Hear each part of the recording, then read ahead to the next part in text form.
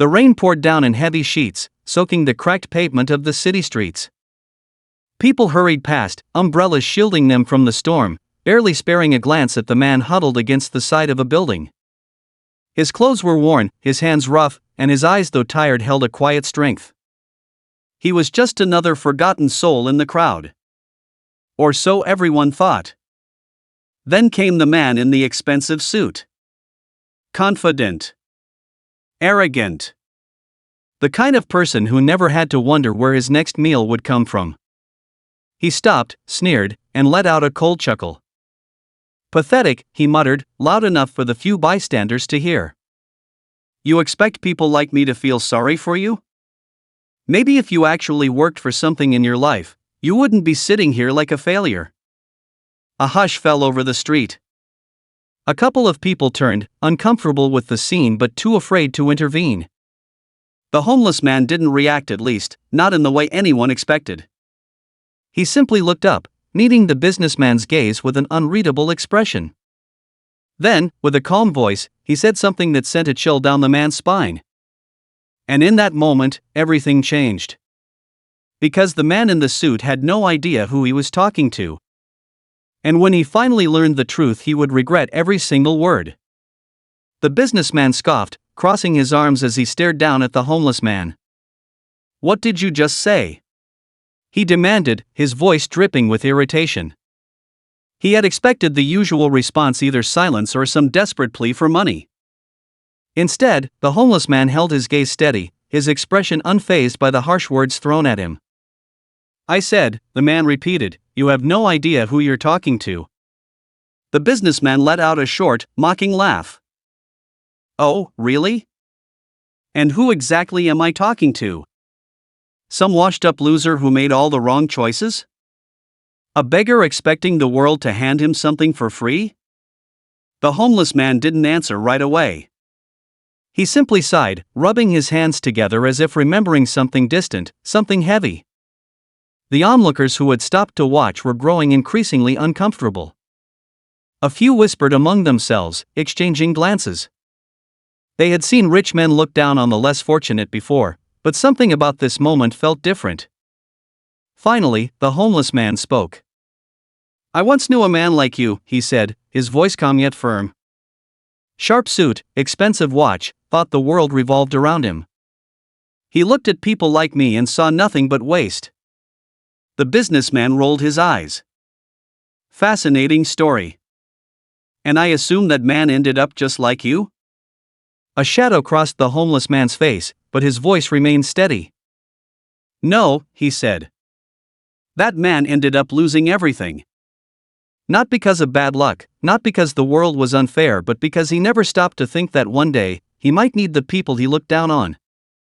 The businessman's smirk faltered for the briefest moment. But before he could respond, a woman in the crowd stepped forward. She was in her mid-30s, well-dressed but not extravagant, and she carried an air of quiet confidence. Wait a minute, she said, studying the homeless man more closely.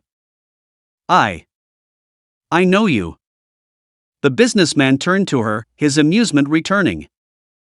Oh, this should be good. The woman ignored him, her eyes narrowing in concentration. You served, didn't you? She asked softly. In the military. The homeless man gave her a small nod. A murmur rippled through the crowd. The businessman's expression flickered with something unreadable, annoyance, maybe, or the first traces of doubt. So what?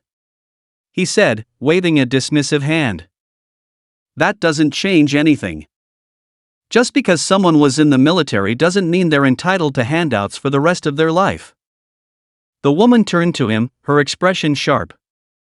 It means he's not just some nobody. It means he's given more for this country than most of us ever will. The businessman scoffed, but the confidence in his voice had weakened. If he really served, then why is he out here? What happened to all that discipline and work ethic? The homeless man finally stood. He wasn't as tall as the businessman, but the way he carried himself made up for it. His presence alone seemed to shift the energy in the air. You want to know what happened? He asked. War happened. Sacrifice happened. And when I came back, the world I fought for didn't have a place for me anymore. The crowd was silent. For the first time, the businessman looked unsure. "That's not my problem," he muttered, but there was no conviction behind his words. The homeless man tilted his head slightly. "No," he agreed. "It's not your problem. Not yet." The businessman frowned. "What's that supposed to mean?" The homeless man gave him a knowing look but didn't answer. Instead, he turned his gaze to the people around them. Some looked guilty. Others looked thoughtful. But no one looked indifferent anymore. And the businessman, despite himself, felt something unfamiliar creeping into his chest. Doubt. Because for the first time, he wondered if he had just made the worst mistake of his life. The businessman shifted uncomfortably, the weight of the moment pressing down on him in a way he hadn't anticipated. He had come here with the usual sense of superiority, the belief that he had everything figured out, that people like this homeless man were nothing more than the consequences of their own bad decisions. But now, standing before him, hearing the quiet strength in his voice, seeing the way the crowd had turned from silent bystanders to people who were listening, really listening, he felt something crack within him. Still, pride was a stubborn thing.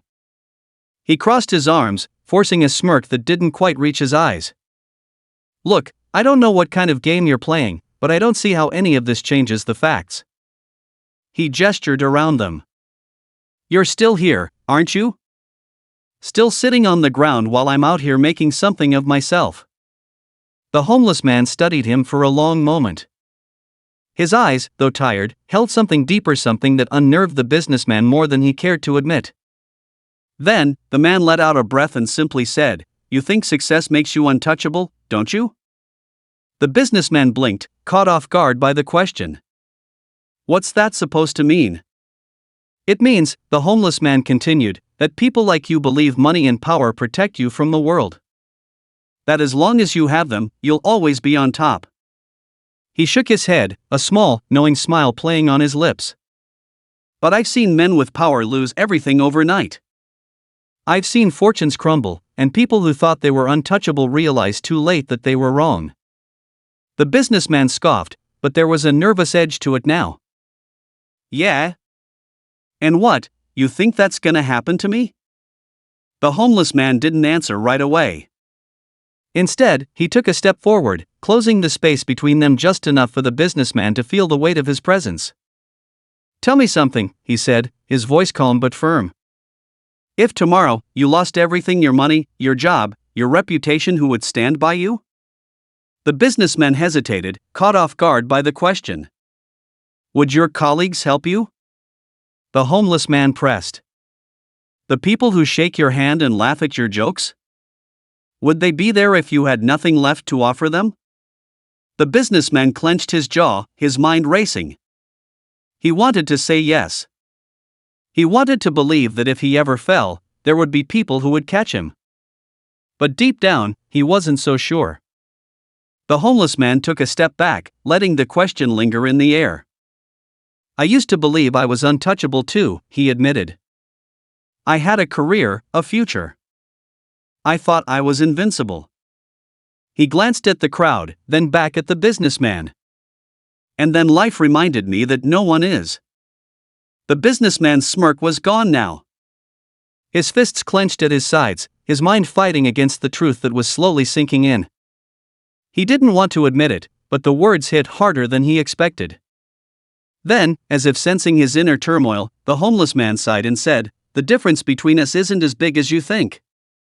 The businessman frowned. "We're nothing alike." The homeless man met his gaze. "A few bad decisions. A little bit of bad luck. That's all it takes." The businessman opened his mouth to argue, but no words came out. For the first time, he truly looked at the man in front of him, not as an obstacle, not as someone beneath him, but as a person. Someone who had once been on the other side of this conversation. Someone who had once believed he was above it all. And suddenly, the businessman wasn't so sure he liked what he saw in the reflection. The tension in the air was thick. The crowd had fallen completely silent, waiting to see what would happen next. Some people were watching with curiosity, others with something closer to expectation, as if they were daring the businessman to prove he was better than the man they had all judged too quickly. And then, in the quiet, the businessman did something no one expected. He exhaled sharply, running a hand through his hair, and muttered, "Maybe I was wrong." It wasn't much. It wasn't an apology, not really. But it was something. The homeless man studied him for a moment, then nodded. "That's a start." The businessman shifted on his feet, uncomfortable but unable to walk away. His whole life, he had believed in one version of the world, the version where success was earned and failure was deserved. But now, he wasn't so sure. The woman who had recognized the homeless man stepped forward again. "You served," she repeated, her voice softer now. "Do you have anywhere to go?" The homeless man hesitated, then shook his head. "Not really." She glanced at the businessman, then back at the homeless man. "There's a shelter a few blocks from here," she said. "They help veterans get back on their feet. I could take you there." The businessman inhaled sharply, something flickering in his expression. A war played out behind his eyes, pride against guilt, arrogance against the smallest spark of humanity. Then, almost reluctantly, he pulled out his wallet. He hesitated for only a second before pulling out several crisp bills and handing them to the woman. "Make sure he gets there," he muttered. The crowd murmured, watching with interest. Some looked surprised. Others nodded, as if this was exactly what they had expected all along. The homeless man looked at the money, then at the businessman. "What changed?" he asked. The businessman met his gaze and let out a quiet, almost self-deprecating chuckle. "I guess I realized I'm not as untouchable as I thought." The homeless man smiled just a little. "No one is." And with that, the moment passed. The businessman turned and walked away, his step slower than before, his mind heavy with thoughts he wasn't ready to face just yet. The woman gently placed a hand on the homeless man's shoulder, offering him something he hadn't felt in a long time. A chance. And as the crowd slowly dispersed, people walking away with thoughtful expressions, one thing was certain: no one who had witnessed this moment would ever look at the world the same way again.